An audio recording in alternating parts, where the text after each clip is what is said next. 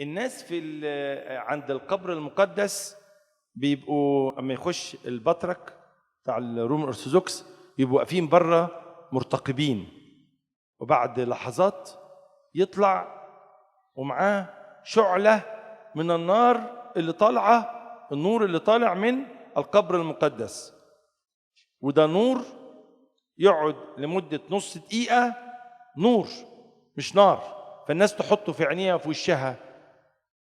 والشيء العجيب جدا انه لما يطلع النور ده البطرك تحت ماسك كتلة شمع منورة، فالناس تنور منه، في ناس فوق فجأة ينور.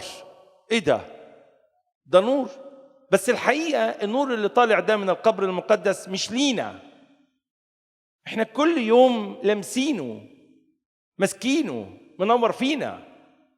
عايز نور اهو، ده مش لينا، ده للعالم كله، لأن العالم كله يبقى للمسيح، فده إثبات أن مسيحنا قائم إلى الأبد، فده إثبات للعالم. فالناس مذهولة، إيه النور ده؟ نور مش نار، بعد نص دقيقة تحول إلى نار، إنما في الأول نور. وحاول قبل كده ناس يقولوا لا دي فيها حاجة، قالوا للبطرك خليك بره، وفتشوه دخلوه عريان ودخل، وكان في عهد والي من الولاة، وطلعوا كل الناس، طلع النور من القبر، خرم الباب وخرم العمود ونور للناس اللي كلها بره. نور حقيقي، ده نور بتاعك، ده مسيحك أمس واليوم إلى الأبد.